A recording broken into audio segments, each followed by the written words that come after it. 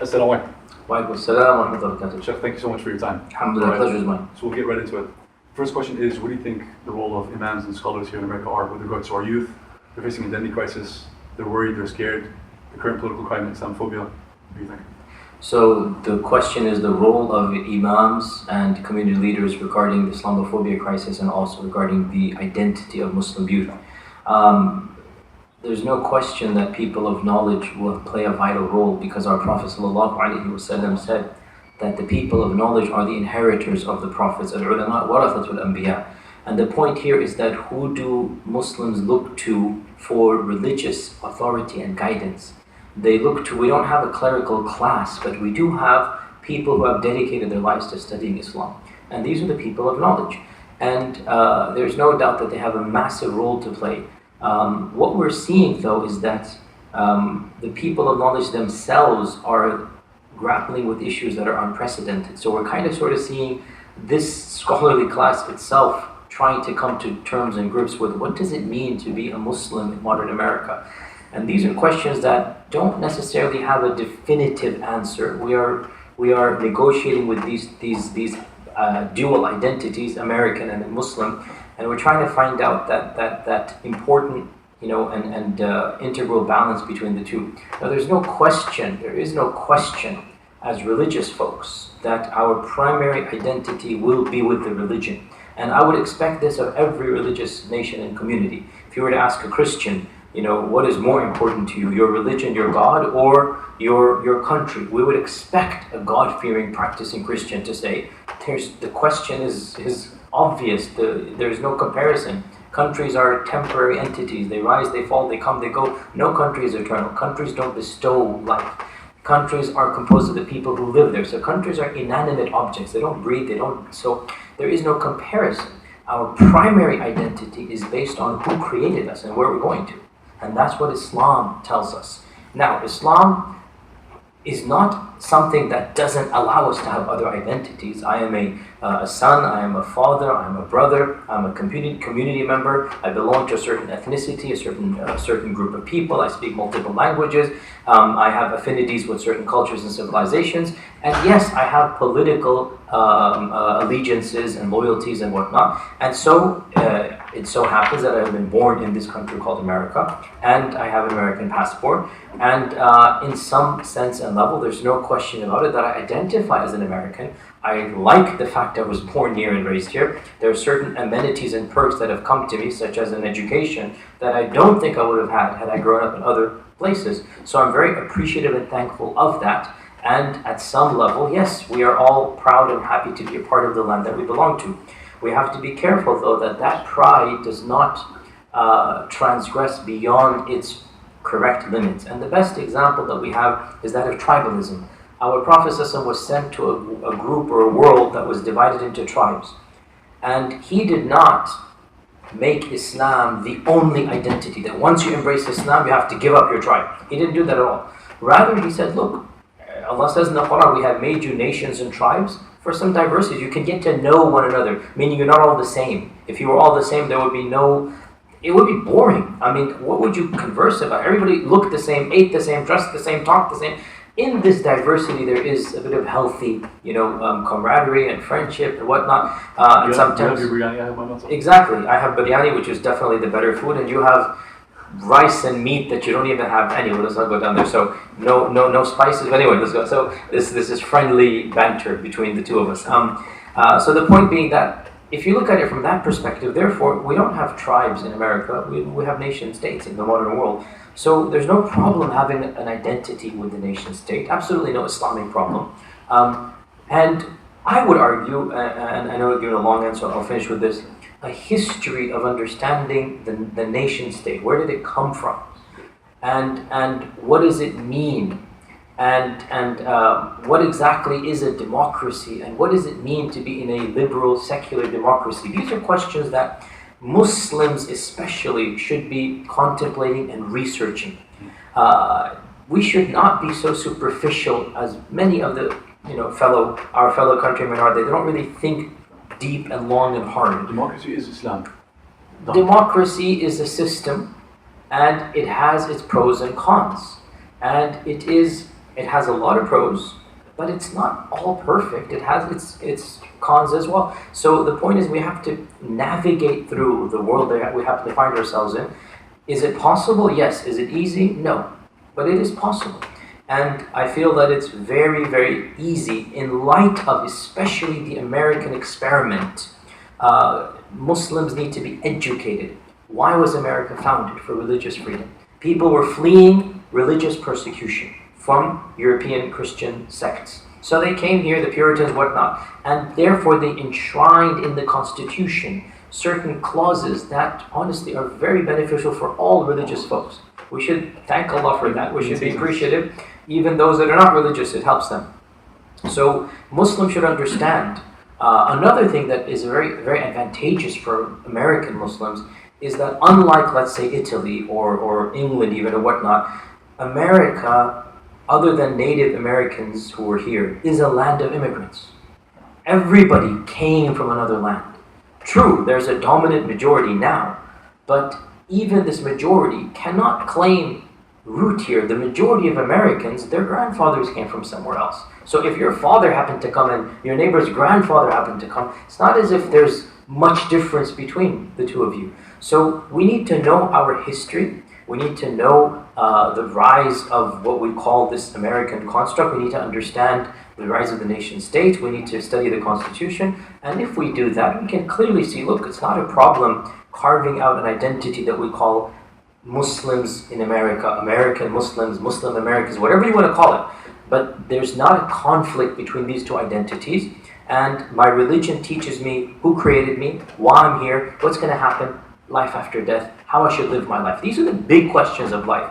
My nation state, my nationality, it gives me certain perks and privileges and freedoms, and I appreciate that. And I will try my best to uphold the law of the land to the greatest extent possible. And also, when I see my land go astray, morally or politically, it becomes my right not just from a religious perspective, but even from a patriotic perspective.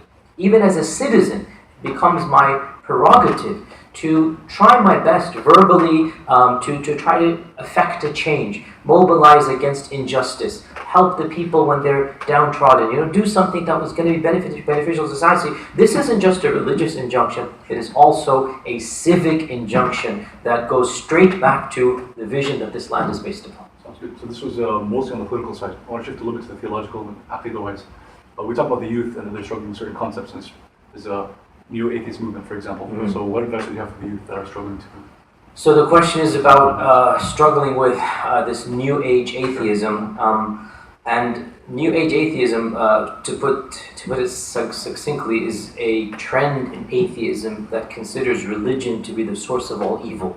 So classical atheists would have a live and let live philosophy. I'm an atheist, you're a Christian, he's a Hindu, he's a Jew, no big deal, let's live all together. New atheism is saying, no, we need to actively work to eliminate religions from the public sphere and even the private sphere. They would prefer that there are no religions. And they don't even mind backing legislation that somehow curtails the practice of religion, and especially being highly critical of all religions. And they say they're neutral, but then every one of them, without exception, has a certain particular hatred of the religion of Islam. So we need to be cognizant of this. I have given long lectures about New Age atheism, but I can't say all of it now. Let me just say, very, very briefly, from a purely theological perspective, atheism does not solve any of the problems it accuses religion of not solving. So they say, how do you explain evil? How do you explain their suffering? How do you explain pain? And any answer we give, and we have answers, and I've given long lectures about them, you can find them online, they kind of give a satisfying response, but then the New Age atheist comes and pokes another hole, until you're left doubting, well, how could an all-merciful God? But then we point out there are wisdoms in this pain and suffering. There's good that comes, and we believe the good that comes is greater than the evil that results. Nonetheless, it's not as if new atheists have solved the problem of evil. Simply by rejecting God, you haven't gotten rid of evil, right?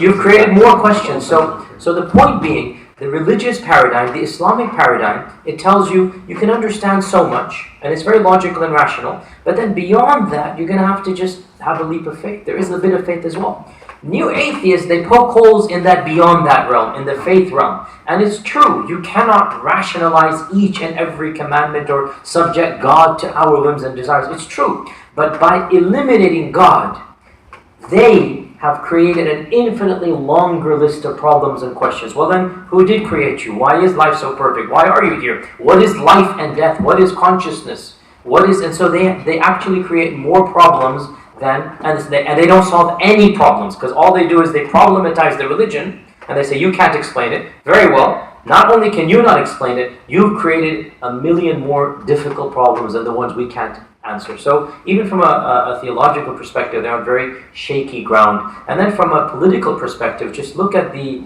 sheer animosity and hatred. They accuse fundamentalists of the exact same problems that they themselves are doing. Hatred, bigotry, wanting to shut down the opponent, not allowing. Now they're going to say, oh, but we don't kill people, whatnot. That's because you don't have power right now. Look at what some of their leaders and some of their thought thinkers have said. One of the most famous ones, and I don't want to mention names because he's an American, Sam Harris has written a book. And in it, he explicitly says, he opens up the possibility of eliminating the Muslim world by nuclear bombs. It's like these people are so dangerous. Their ideas, he has a phrase in there are some ideas that are so dangerous, it is ethically permissible to kill people who hold onto those ideas. So, this statement is exactly what neo-atheists accuse religious fundamentalists of practicing. They're two sides of the exact same coin.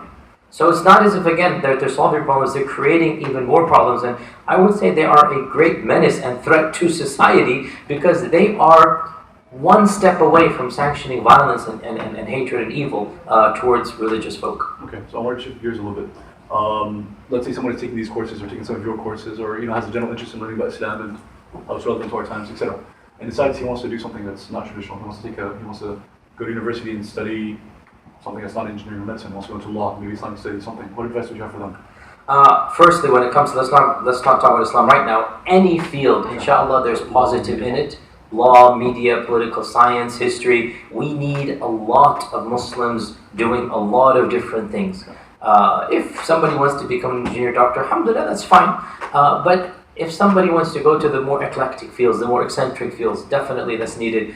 We need professors in all disciplines. We need professors in the humanities. We need thought leaders. We need people that have different degrees, law degrees, whatnot. And yes, we need people at all spectrum, not people who don't go to university. It's not as if a person who doesn't go to university is not going to benefit society. We need Muslims at all walks of life, visibly, demonstrably Muslim. The one area that especially we need to think a little bit about is the area of religion and Islamic studies in particular, because there's nothing wrong or sinister or agenda, but the questions and the methodology and the sources of Islam, if a Muslim were to go to a seminary in the Middle East, are radically different than the question and methodology and sources if they were to go to a Western university. So if the average Muslim is going to learn about his faith or her faith, and to better understand his or her religion, and to come close to his or her creator, that type of paradigm is found in Islamic seminaries. That's a religious experience. And if a person wants to study critically, what do Muslims say and what do the critics of Islam say, and what are the sources of Islam, and not even get to the real questions of is there a higher power or not, and how do we come closer to that God, that's not a question that you're going to study. So if that's what you want to do, then of course the Western Academy is a great place for that type of rigorous intellectual studying that is not the type of spiritual training that you're going to get in a seminary. So if a person wants to go down that route, then they need to think if that's what they want, that's what they're going to get. What I find is that most Muslims who are thinking of doing Islamic studies are doing it for the reasons in the first scenario, not the second. Okay. And that's not how it's going to be done. If you want to find out your religion for a personal spiritual journey, to come closer to your creator, then generally speaking, the way to do that would be with people who have the same presumptions and the same background as you, and draw closer to Allah subhanahu wa ta'ala. Sheikh, any final advice to young Muslims in America?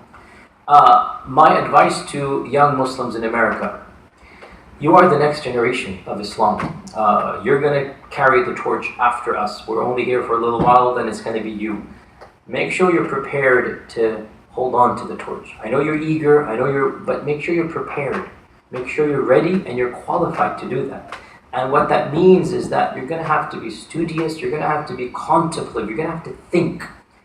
And it's nice to enjoy and take a break and whatnot, but don't make that your priority. Be a deep thinker. Be somebody who rises above the fads. Be somebody who wants to cause an impact in society in a positive manner, in whatever way it is. Whether it is through the religion, whether it is through media, whether it is through politics, whether it is through civic engagement. But we, Muslims in America, are less than 1%. It's a very, very, very small statistic. So every one of us counts, and every one of us is important. Every one of us has a job to play. We all have a role to play. And Allah Azza wa Jal has blessed us to be Muslims. He's blessed us to be in a great land with great potential. There are things that are problematic and we're troubled by them. There are things that affect us. There are things that affect other people. Our job is to try to make this world a better place than when we left it, as we worship Allah along that way.